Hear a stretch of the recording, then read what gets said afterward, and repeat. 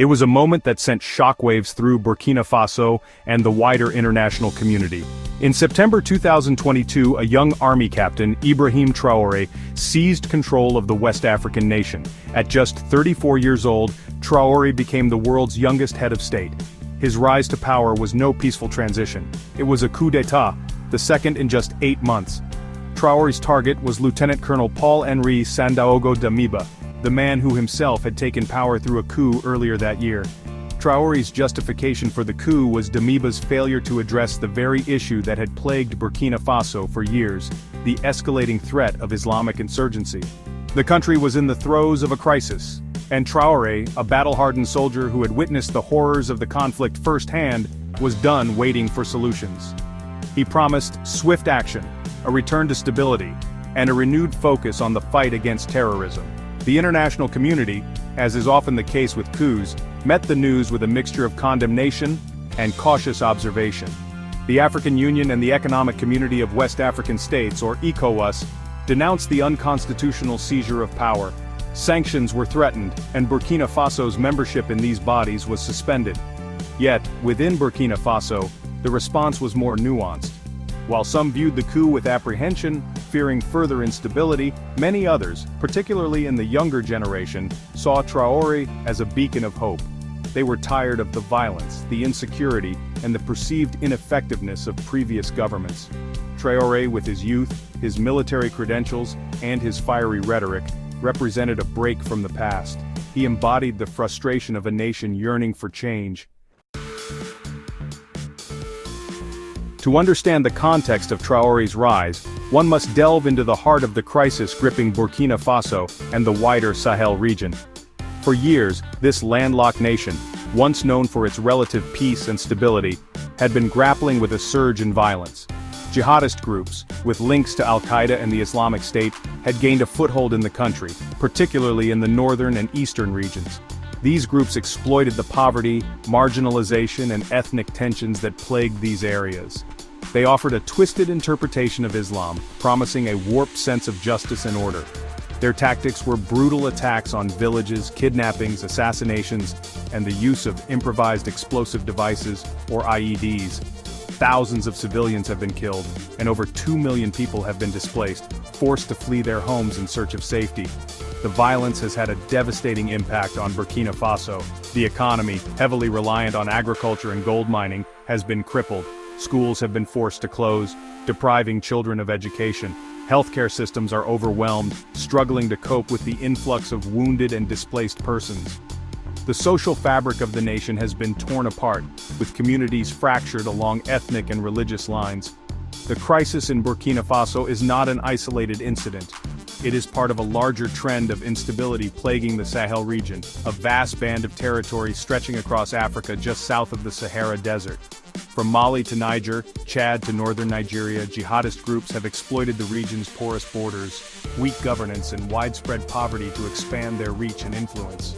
The Sahel has become a breeding ground for extremism, a magnet for foreign fighters, and a major security concern for the international community.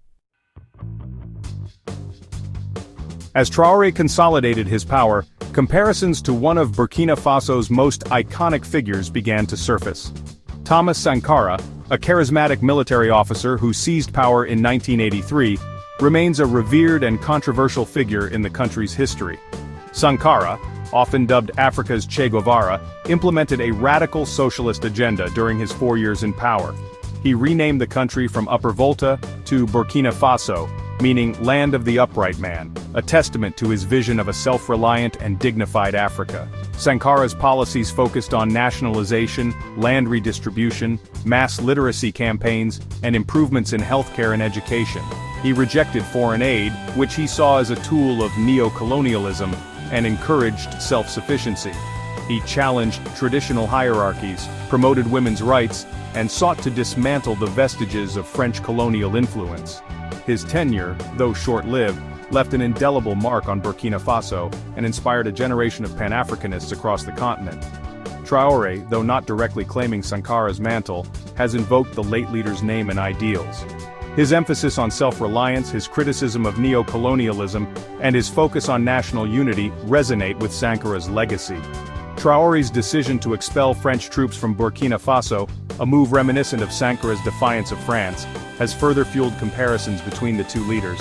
However, while Traoré's rhetoric might echo Sankara's revolutionary zeal, the true extent to which he intends to emulate Sankara's policies remains to be seen. The invocation of Sankara's legacy is a double-edged sword for Traoré.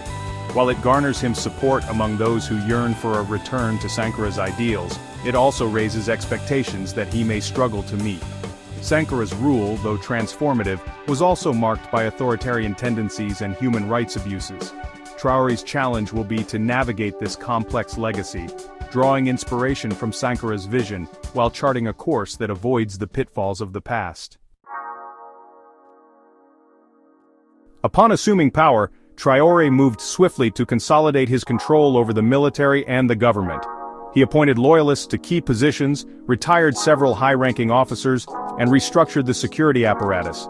Recognizing the importance of public support, Traoré embarked on a series of public engagements addressing crowds across the country, rallying them against the common enemy terrorism. His message resonated with many, particularly those who had grown disillusioned with the previous government's handling of the insurgency. Traoré's military background and his first-hand experience on the front lines lent him a degree of credibility that his predecessor lacked. He promised a more aggressive approach to combating the jihadists, vowing to take the fight to their strongholds and restore security to the country. To this end, Traoré launched a series of military offensives against jihadist groups, deploying troops to the northern and eastern regions.